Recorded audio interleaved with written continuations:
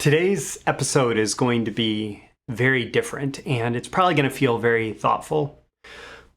I don't know. Can I call myself thoughtful? I feel thoughtful. So that's what you're getting in today's episode. I want to talk about where we are, where we're going, what does the future hold? And I have some notes on it, so I'll share that with you if you're watching. We're gonna start with a fun quote from Mary Poppins. It's what I thought of as I titled this, "The Winds of Change." Winds and this was Bert, Dick Van Dyke. He does a great little performance on the sidewalk, and then he gets contemplative, thoughtful. Winds in the east, mist coming in, like something is brewing and bout to begin. Can't put me finger on what lies in store, but I fear what's to happen all happened before. Okay, change, winds coming in. This is moments before we first meet Mary Poppins, and I don't know if what's to happen has happened before. Arguably, we've seen it all before. We just have different technology today, different, the superficial details are different, but the human experience is very much the same. And one of the major aspects of human experience is just change. Things are constantly changing. But right now we seem to be at some kind of inflection point. I mean, we have economic and market change going on. So we have this persistent inflation. Now we can argue back and forth about the causes of inflation and how, in the early days of COVID, the government just threw money at everybody without question whether that was the right idea or whether their implementation was right. But that on top of low interest rates for years seems to have pushed the economy from stability to instability. And as a result, of course, the Fed is trying to overcorrect. And so we have the highest interest rates since before the Great Recession, right? And we have this incredibly fast spike in interest rates, which for some of us is beneficial, for some of us is less beneficial. It's a very nuanced picture of who benefits and who hurts from higher interest rates. But the truth is that interest rates have spiked quite a bit. We moved from a period of bull market really from early 2009 through 2020 with the COVID interruption through 2022, 2021, right? Let's say 2021. And then just uncertainty. There's down and up and down and up. And, today there's actually some news that the economy grew much faster than expected in the last quarter. But then economists immediately countered that with, but we expect below trend growth for the next few quarters, right? So there's all of this uncertainty going on. And there's certainly an impact beyond finance and investing. And yes, there's all sorts of things that I can say to you about this. Like, you ultimately have to be in charge of your own economy. You can't let the broader economy dictate your personal fortunes. But the reality is that all of this is going on out there, and this is top of mind for a lot of people. And it changes their behavior when it's top of mind. So all of this economic and market change and uncertainty, it impacts things, right? There's also massive cultural changes. Now, we can argue these have been going on for probably at least a decade or so.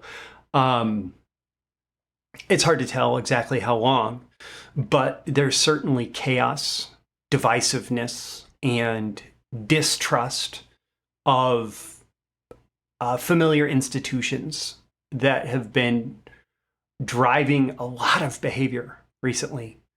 And it's amplified in recent war and geopolitical conflict, right? We have Israel and Gaza, we have Ukraine. And those are the biggest hotspots, but they're not alone in the world. Like, there's geopolitical conflict that may not have flared up into active war right now going on in lots of places around the world. And on one side, you have people, saber rattling around that. And on another side, we have just an exhaustion with all of this and a desire for stability, a desire for normalcy. And I'd say that I fall under that camp as to it's not blind optimism or Pollyanna-ish perspective, but I believe that peace is better than war and cooperation is better than conflict. And I think that there are a lot of people like me who feel exhausted with all the conflict going on, both inside cultures, like inside the US culture, and cross culture. And that's when you deal with all the geopolitical conflict, right? But all of this is going on, right? There's also technological change. Global broadband has continued, that's, high-speed internet all around the world, has continued to make an impact such that, it is doing a thing that governments couldn't intentionally do. It's leveling the playing field in a lot of ways, at least for access to information and access to opportunities. And so one microcosm of how that shows up is, 20 years ago, if a copywriter was doing their thing, they may have had to be in the city of the marketer that they wanted to work for, the business that they wanted to work for. And so there was big advantages, for example, to being in New York City or being in places like that were central to certain marketing and business opportunities, right?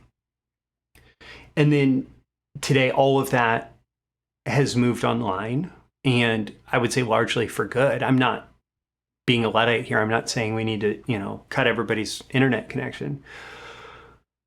It's moved online, and we have people who have incredible talents coming from places where, that wasn't thought of before. It wasn't considered before. And we have those people having the same kind of instant access to each other and to clients that so many people have had. And so we have this global marketplace of services, of expertise, right? And also global marketplace of being able to sell, right? Depending on what you sell, it doesn't matter where in the world you are, you can sell to any market, right? And so that's all going on. And I think that was certainly accelerated by COVID and this whole idea of being able to work remotely, right? It's certainly not going backwards. Then in the last year or so, we've had AI just completely explode on the scene, and it was growing before that, right? It was early, but then ChatGPT launched, and suddenly there's all this generative AI that seems to be changing everything. And I've talked previously about the hype cycle, and I think that there's a lot of promise in AI, but there's also a lot of hype and a lot of misrepresentation of its actual capabilities. So the people who are succeeding most with it right now are those who understand what it can and can't do and are leveraging it for what it can do, right? But then in the context of all of this, we have this exponential technological growth curve. If you look at Moore's Law, it said that, specifically it said that the computing power would double and the chips per or bytes per surface area or whatever of a computer chip would have, right? And so you get this over every couple of years. And I'm misquoting it because I didn't think to put it in my notes here. But essentially technology doubles every couple of years or so and has continued to double in power. And so we have increasing computing power, increasing storage, increasing bandwidth, increasing capabilities, right? We have all of this going on and accessible to everybody. And it changes things and it doesn't, right? There's still some fundamental things, like humans are human beings and are going to respond to their human desires and their human needs. But the capabilities created through technological change are fascinating and something to stay on top of, right? There's also some marketing and business change that's going on. So there's increasing ad costs. It's getting more and more expensive to put your ads in front of people. It's getting more and more expensive to get clicks. It's getting more and more expensive to bring new people in the door, especially on the platforms that have the most traffic. And there's lots of reasons for this. There's competition, there's individual marketers' willingness to spend. There's lots of different things that contribute to this, like inside that auction environment where we're all competing for, the same limited audience. That's going to drive up the ad costs on a longer term basis. But I think less visible is there's also what I perceive as decreasing trust, right? Maybe this is tied to the cultural stuff, right? But I think there's something else going on here where people, more and more, every audience is a hyper sophisticated, hyper aware audience that has, seen everything, heard everything, had every promise made and broken, has thought that they were on the cusp of a solution and didn't get it, right? And so these hyper-aware audiences, they're less likely to respond. They're less likely to respond to the next promise, the next, promise that this is different, right? The next claim. They're less likely to respond to that. And that's a challenge. It's not a challenge that is impossible to overcome, but it's a challenge, right? And honestly, I'm hearing in the last few years, there are some broken business models. Very big businesses in direct response are facing challenges that they haven't seen before. And it's significantly impacting revenue. And it's not that those businesses are going to fail. Some of them may, but it may be that they cannot reach their previous levels of success by doing the thing that worked before. Something may have to change, and it may be a completely new business model by the time they emerge on the other side. I also, I'm experiencing personal change. I have a desire to refocus my thinking, my energy to making sure that I am delivering the value that I want to be delivering in the world.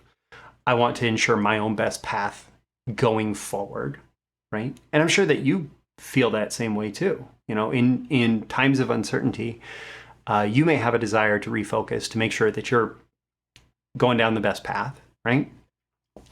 And what I'm going to say today is that the future of Breakthrough Marketing Secrets is likely to look a little bit different than it looks even this week.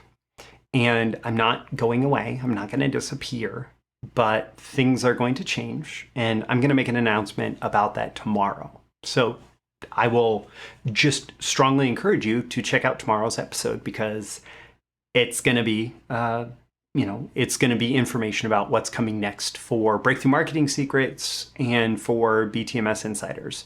There's going to be some change. My call to action for you really at the end of this episode is just make sure you come back for tomorrow's episode or subscribe by email. Make sure you're on my email list so that you get updates, not just in tomorrow's episode if you watch on YouTube or listen via your podcast player, but make sure you get those email updates for making sure you know what's coming next and making sure you're a part of it. So I'm Roy Furr, this Breakthrough Marketing Secrets, and I'll catch you again in tomorrow's episode. See you soon. Thank you once again for tuning in to this daily episode of Breakthrough Marketing Secrets. Remember, check out the links with this episode for even more value. Now make sure you like, comment, share, subscribe, and engage in every way you can to keep this show going and growing and delivering daily value to you. I'll catch you soon for your next big breakthrough.